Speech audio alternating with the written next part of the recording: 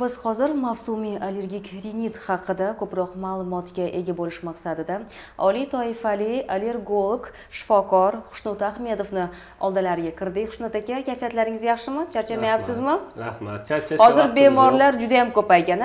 Aynan allergiya qo'zg'aydigan bir mavsum hisoblanadi. Nima uchun aslida shunday? Bahor faslini kirib kelishi bilan ko'pchilikda xursandchilik bo'ladigan bo'lsa, ba'zi bemorlarimizda qayg'u bo'ladi. Bu bahorni qanday o'tkazarkanman degan muammoli holatlar bo'ladi. Bahor kelgandan keyin o'zingizga ma'lum o't-o'lanlar, daraxtlar gullashni boshlaydi. Ko'pchilik yurtdoshlarimizda bu holat allergik kasallikni qo'zg'atishga sababchi bo'ladi. Burun bitishi, aksirish, ko'z qichishi, yoshlanishi, hattoki yuzda ham toshmalar bo'lishi mumkin yoki tomoq qichishib yo'talishlar, ba'zan nafas siqish holatlari ro'y beradi. Bu asosan shu bahorda gullaydigan o'simliklar, gulchangchilardan kelib chiqadigan holat bo'ladi. Ko'pincha bemorlarimiz o'zicha har xil dorilarni qabul qilishadi. Ba'zi bemorlarimizda endi boshlanayotgan bo'lsa, shamollash bilan adashtirishadi. Men gripp bo'lib qoldim deyishadi.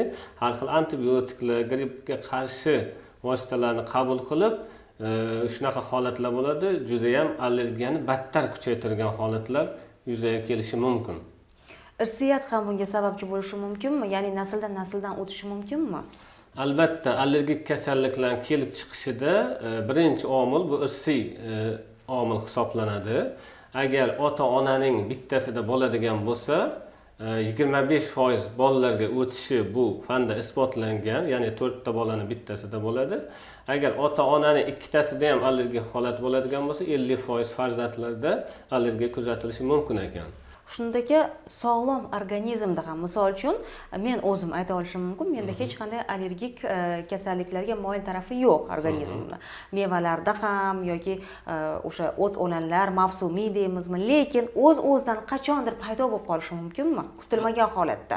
Albatta, o'z-o'zidan ham paydo bo'lishi mumkin. Bu allergiya o'zi yunoncha so'zdan olingan bo'lib, allos begona, ergos ta'sir. Ya'ni begona moddaning organizmga ta'siri bo'ladi. Bunda organizmda noto'g'ri reaksiya ketadi. Immunologik mexanizm ketadi. Bu qachon bo'lishi mumkin? Organizmda immun tizimining o'zgarishiga sabab bo'luvchi qandaydir virusli kasalliklar, qandaydir kuchli stress holatlari, qandaydir immun tizimiga ta'sir qiluvchi katta bir o'zgarishlar bo'ladigan bo'lsa va bu yeyotgan oziq-ovqatingiz, atrof muhitdagi holat, havoni zaharlanishi, bular hammasi birgalikda immun tizimning o'zgarishiga olib keladi va allergik holatning yuzaga kelishiga sabab bo'lishi mumkin. Davolanish choralari qancha muddatni tashkil etadi? Endi davolash choralari avvalambor shifokor allergolog bilan birgalikda maslahatlashgan holda olib borish kerak. Allergik kasalliklar juda ham bir nima deydi? Davolash ba'zi hollarda juda ham qiyinchiliklar tug'diradi. Tekshiruvlarda aniqlab, ularda allergiya sababini aniqlashimiz kerak, nimadan bo'lyapti. Allergik kasallik, masalan, polinoz, o'sha mavsumiy allergik rinit qo'zigan paytda simptomatik davo bo'ladi. Va qo'zimagan paytda, masalan, noyabr oxiri, dekabrlarda allergiya so'ngandan keyin uni asosiy davosi, ya'ni allergiya spetsifik immunoterapiya deymiz. Sababchi allergenni organizmga kiritib, uni moslashtiramiz. Shunda har yil shu holatda shu maxsus davoni olib turadigan bo'lsa, batamom qutulib ketishi mumkin bo'ladi. Oldini olish uchun biz nimalar qilishimiz kerak?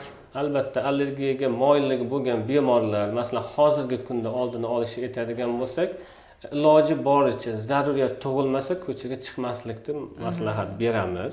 Agar ko'chaga chiqqan taqdirda ham burun spreylardan foydalanib, men allergolog shifokor agar yozgan bo'lsa, ulardan spreylardan foydalanib, paxta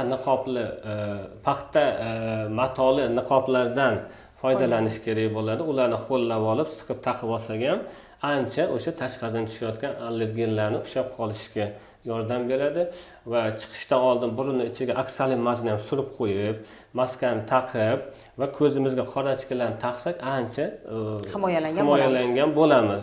Va ko'chadan kirib kelgandan keyin og'izlarni, burunlarni chayib tashab, iloji boricha oyna eshiklarni yopib qo'ysak, o'shanda tashqaridagi allergen ichkariga kamroq kiradi va allergik kasallik unaqa xuruj bo'lib kuchli bo'lib ketmaydi. Chayish jarayonida uy sharoitida o'sha ko'proq namakobdan foydalanilsa maqsadga muvofiq bo'ladi deb Tuzli aytishadi. suv. Eng oddiy hammani uyida bor. Albatta. Shu tuzli suvda eritmasidan yoki ferrostor deymiz, o'sha natriy xlor 0.9% bilan ham chayib tursak ham ancha foydasi bo'ladi.